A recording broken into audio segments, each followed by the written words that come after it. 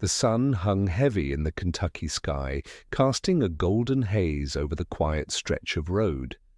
Inside a sleek black Mercedes, James Carter, a retired millionaire, sat tapping his thumb impatiently against the steering wheel.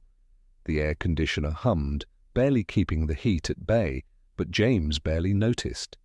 He was used to things going his way, until today. A flat tire had left him stranded, far from the comforts of his sprawling mansion on the outskirts of town. He had made a few attempts to call roadside assistance, but there was no signal.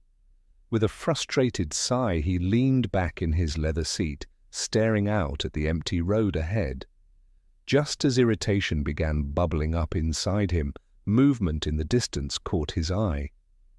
A young boy, no older than 12 or 13, walked steadily toward him. His faded T-shirt clung to his thin frame, and his sneakers, scuffed and worn, kicked up dust with every step. James sat up, watching curiously as the boy approached, with an easy but determined stride. The kid's eyes, sharp and observant, flickered to the car before landing on James. He gave a polite but confident nod. "Got a flat, sir?"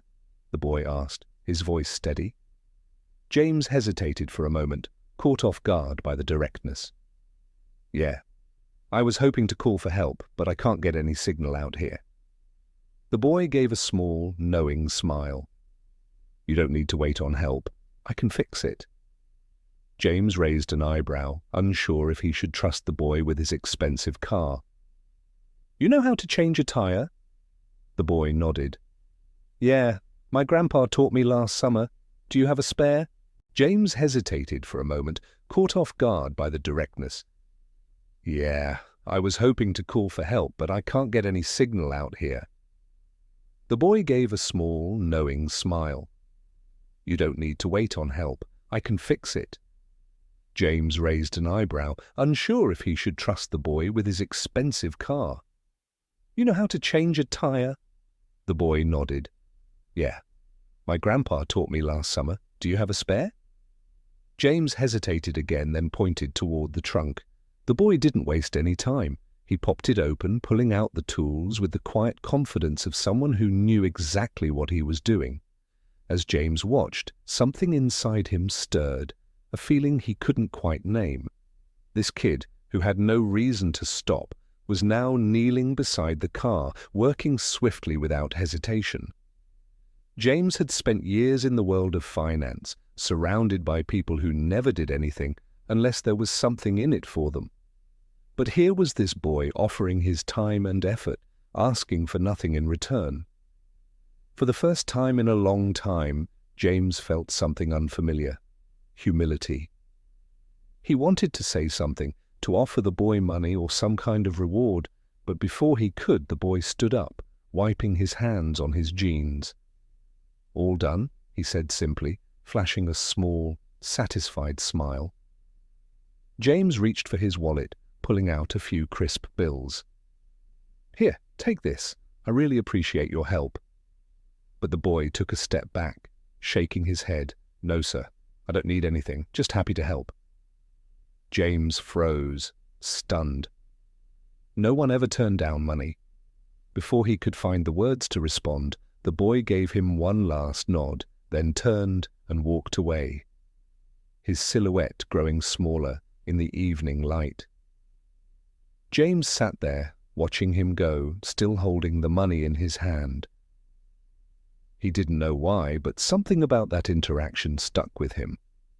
As he pulled back onto the road, his mind drifted to the boy, the way he carried himself, the quiet dignity he had.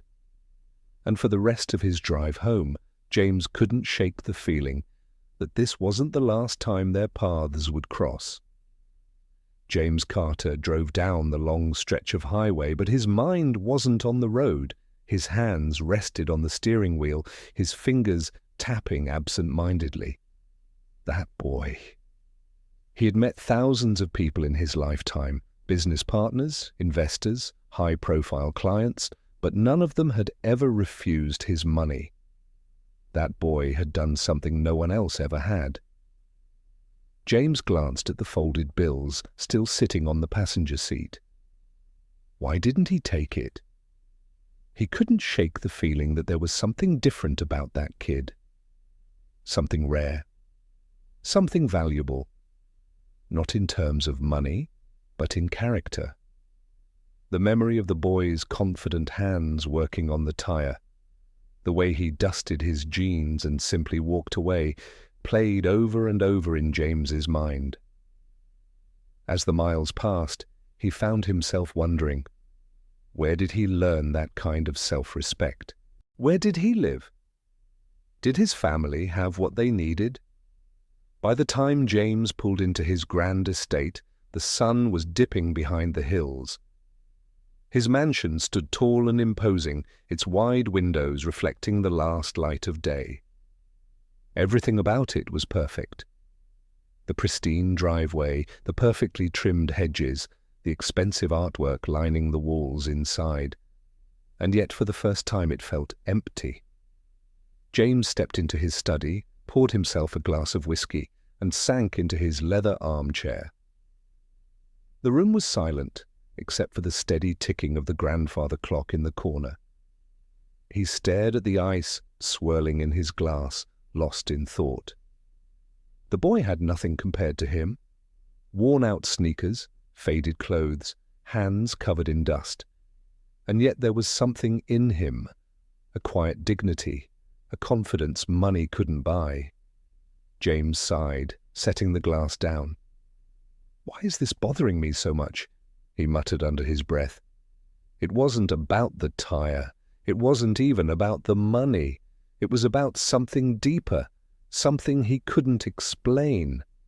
Then, without thinking, he grabbed his phone and searched for the nearest small towns. He wasn't sure what he was looking for, but he knew one thing for certain. He had to find that boy again. James woke up the next morning with a determination he hadn't felt in years. It made no sense. He had no business chasing after some kid he met on the side of the road, and yet he couldn't ignore the pull. After a quick breakfast, he grabbed his car keys and slid into his Mercedes, but this time he wasn't heading to a board meeting or a luxury retreat. He was heading back to that stretch of road. The drive felt longer than he remembered, and with each passing mile, doubt crept into his mind. What was he even doing? What would he say if he found the boy? But the questions didn't stop him. He slowed down as he approached the spot where his car had broken down the day before. Empty. The road stretched out, quiet and undisturbed. James sighed. Of course, the kid wouldn't just be standing around waiting for him. Still, something inside him wouldn't let him turn back just yet. At the next gas station, he pulled in and stepped out, the summer heat wrapping around him. Inside, a small fan hummed lazily behind the counter, barely making a dent in the thick air. The woman behind the register, middle-aged with greying curls, looked up as he approached. "Morning, sir. What can I get you?" James hesitated for a moment, feeling a little ridiculous, but he cleared his throat and asked anyway. "I met a boy around here yesterday. Young, maybe 12 or 13, faded shirt, worn sneakers. He helped me with a flat tire." The woman's expression softened, a knowing smile creeping onto her face. "Ah, sounds like you're talking about Elijah." James straightened. Elijah. The name fit somehow. "You know him?" She nodded. "Sure do. That boy's always helping folks out. Got a good heart, that one." James leaned against the counter, his curiosity deepening. "Where does he live?" The woman wiped her hands on her apron and gestured toward the back road. "Harlan. About an hour out. He stays with his mama." Harlan. The name stirred something in James. He knew it. A small, working-class town nestled in the foothills of the Appalachians. James nodded, slipping a few bills onto the counter for a bottle of water. "Thanks." The woman watched him as he turned to leave. You looking for him for a reason? She asked. James paused, gripping the cold bottle in his hand. I don't know, he admitted, but I think I need to find out. Without another word, he stepped outside, slid back into his car, and started the engine. His next stop, Harlan? The road to Harlan was long and winding, weaving through rolling hills and scattered farms. James barely noticed the scenery, his mind racing with thoughts of Elijah. Why did he care so much? What was it about that boy that made him drive an hour out of his way just to find him? He didn't have an answer. All he knew was that he had to see him again. As he pulled into Harlan, the town unfolded before him. Small houses, narrow streets, a few family-run shops with old, hand-painted signs. It was a world away from the luxury James was used to. After asking around, he finally found someone who pointed him toward Elijah's home. James followed the directions until he reached a small house on the very edge of town. It was modest, a little run-down but tidy, with a sagging front porch and a yard that had seen better days.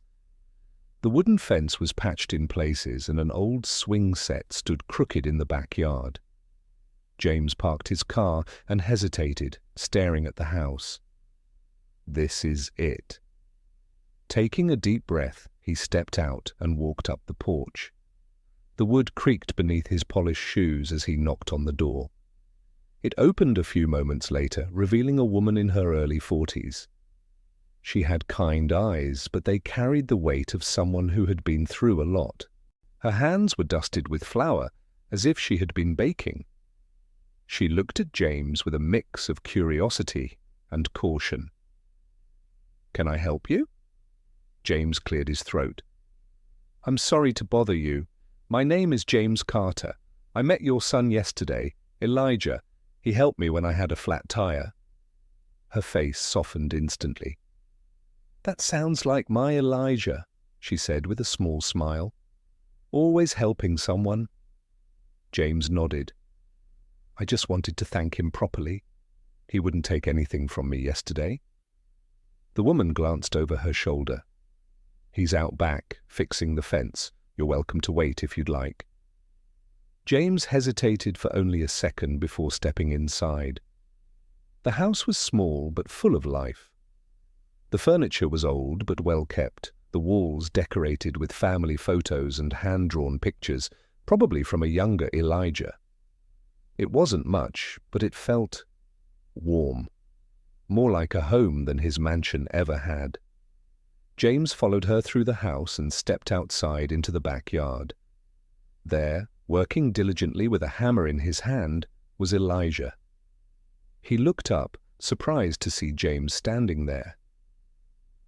"Hey, mister," Elijah said, wiping his hands on his jeans. "What are you doing here?" James smiled, feeling strangely out of place in his expensive clothes. "I wanted to thank you again. You helped me when I really needed it, and I couldn't stop thinking about it." Elijah shrugged, his expression easy and genuine. "It wasn't a big deal." James chuckled, shaking his head. "Maybe not to you, but to me, it was." Elijah just smiled, then went back to hammering the fence, as if this whole conversation was the most normal thing in the world. James watched him work, something stirring deep inside him. This boy had nothing, yet carried himself like he had everything. And for the first time in his life, James wondered if he had been chasing the wrong kind of success all along. James stood in the backyard, watching as Elijah carefully hammered a wooden plank into place. His movements were focused, precise, as if fixing things was second nature to him. For a boy his age, he carried himself with a quiet confidence that James rarely saw in grown men. After a moment, Elijah turned to him. "You need something, mister?" James chuckled, shaking his head. "No, just watching. You're good at that." Elijah grinned. "Been fixing things around here since I was little. My grandpa used to say, If something's broke, don't wait for someone else to fix it. Just do it yourself. James nodded, letting the words settle in. That mindset, taking responsibility no matter what, was rare. He glanced around the yard. The fence was patched with mismatched wood, the grass was thin, and the house itself, though clean and well kept, had peeling paint and sagging gutters. It was clear this family didn't have much. And yet, there was no bitterness in Elijah, no sign that he ever felt sorry for himself. Just a boy who worked hard without expecting anything in return. James cleared his throat. "Elijah, can I ask you something?" Elijah nodded. "Sure. Why didn't you take the money yesterday? Most people would have." Elijah wiped his hands on his jeans and thought for a second before answering. "Because I didn't help you for money." James frowned slightly. "Then why?" Elijah shrugged. "Because you needed help. That's reason enough." James let out a slow breath, absorbing those words. A simple answer, but one that carried more wisdom than anything he had learned in his decades of business. He thought about all the deals he had made over the years. Everything was always a transaction. You give something, you get something. That was how the world worked. Or at least, that's how he had always believed it worked. But this boy, he did things just because they were right. James swallowed hard, suddenly feeling like he had been living his whole life the wrong way. After a long pause, he turned to Elijah. "I want to do something for you and your family." Elijah straightened, his expression cautious. "We're okay, mister. We don't need anything." James chuckled. "I know you don't, but that doesn't mean I can't help." Before Elijah could argue, his mother stepped out onto the porch, wiping her hands on a dish towel. "Elijah, come inside and wash up before lunch," she called. Then her eyes shifted to James. "Would you care to join us? It's nothing fancy, but you're welcome." James hesitated. He hadn't sat down for a meal with a family in years, but something about her voice, the warmth, the sincerity, left him no room for excuses. "I'd like that," he said. And as he followed them inside, he realized something strange. For the first time in a very long time, he felt at home. The kitchen smelled of warm cornbread and roasted vegetables, a scent that filled the small space with a comforting kind of welcome. James took a seat at the modest wooden table, surrounded by mismatched chairs, and watched as Elijah washed his hands at the sink before joining them. Elijah's mother placed a steaming bowl of soup in front of him, then handed one to James with a small, knowing smile. "It's not what you're used to, I'm sure." James chuckled.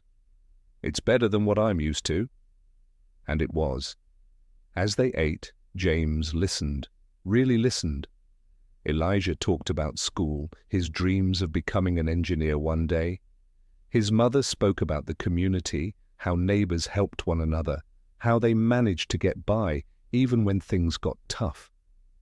James had spent his entire life around powerful people, business moguls, investors, men who built empires. But sitting at that table in that small house, he realized something shocking. They were richer than he had ever been, not in money, not in wealth, but in something much greater: love, connection, purpose. As they cleared the table, James turned to Elijah's mother. "You've raised an incredible son." She smiled, a quiet pride in her eyes. "Thank you. He's a good boy. We've had our struggles, but we've learned to appreciate the small things." James nodded, his mind already racing with ideas. He didn't want to overstep. He didn't want to insult them by making it seem like they needed saving. Because the truth was, they didn't. But still, he couldn't just walk away. Because in the short time he had been here, they had given him something he never even realized he was missing. He stood up, straightening his jacket. I have to go for now, but I'll be back." Elijah tilted his head. "Why?"